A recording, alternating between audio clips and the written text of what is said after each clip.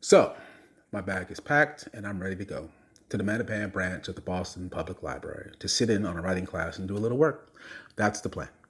But a nagging concern that I left the oven on is making me itch, so I pull the key out the ignition because I'm one of those commoners who uses a key for their car, go back to the house, peek my head into the kitchen, and I see no flame. Good. Let's try this again. My bag is packed and I'm ready to go. Onward to Mattapan, the neighborhood which left the deepest imprints on my childhood. Pure hood shit. I back out the driveway and proceed. A few hundred yards down the road, a man is standing by his car, parked to the side with his door open. I assume he's getting into his car, so no problem. Plenty of room in the street. I'll just drive around, leave a lot of space between us, and be at the library soon. But the man moves further into the street, and further still. I look to the side opposite the man and see a dog who looks like he's about to run into the street. Shit, I think. I like dogs. I hit the brakes. Good. Everyone is safe. I then honk my horn. Ironically, I honked my horn to startle the dog to keep him on the sidewalk so the man could snatch him up, but the dog was unfazed, barely even looked in my direction. Unfortunately, the man did notice my honking. Slow the fuck down, the man yells. But I'm stopped, I think, waiting for him to get out the street, thinking about Mattapan and how I sometimes wonder what white people think of Mattapan, if it still has the same perception it carried when I was a child. You fucking asshole, the man adds, or something approximating that. I fail to remember because my mind is in Mattapan. The man's about 11 years old, broad shoulders, beer keg for a belly, teeth as gray as the street.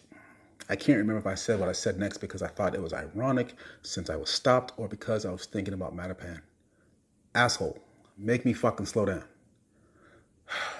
Goddamn Mattapan.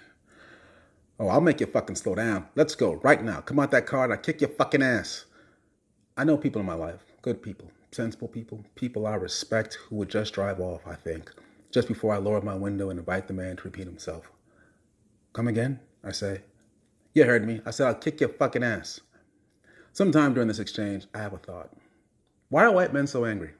And would Why Are White Men So Angry make for a good essay to write? I mean, not by me, because frankly, I don't care. They can stew in the anger, but someone else might want to write that.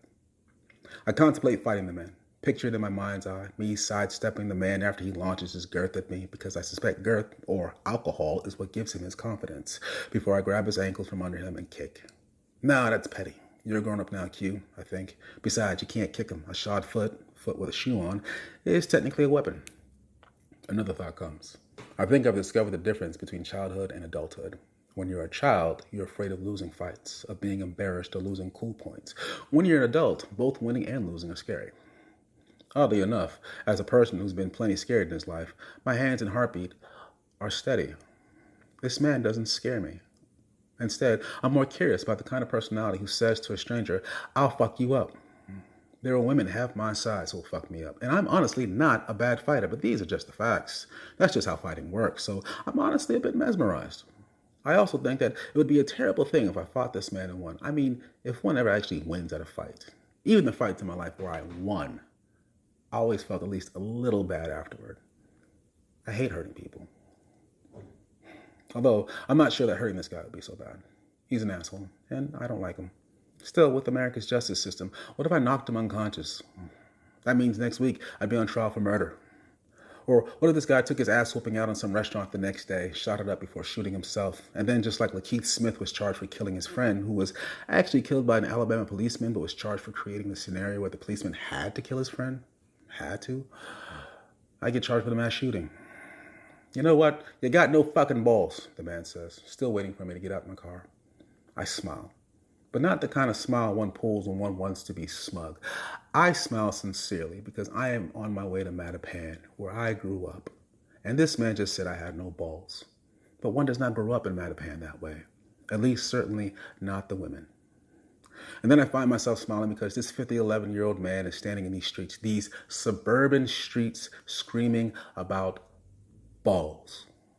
This is important to him. His balls, and whatever purpose they'd serve in a fist fight with a stranger who really likes boxing but ironically hates hitting people.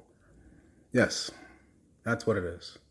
I have no balls, I answer, the smile remaining, hopefully illuminated by the sunshine, my middle finger rising before I drive off.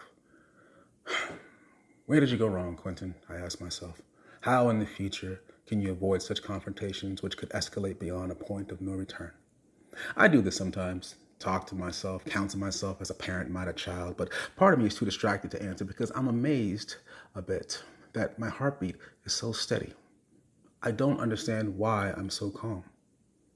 Maybe I've just accepted that this is what the world is. But what a horrible thought. I think about how it only would have taken the man a few seconds to run out the street, grab his dog. How the whole interaction could have been avoided if I only trusted myself about the stove, trusted that it was off and never stopped to go back in the house. I would have been down the street before he ever had a chance to stand in the middle of it. That's what I could have done differently, I think. I could have not gone back in the house. Or, I guess, I could have never left in the first place.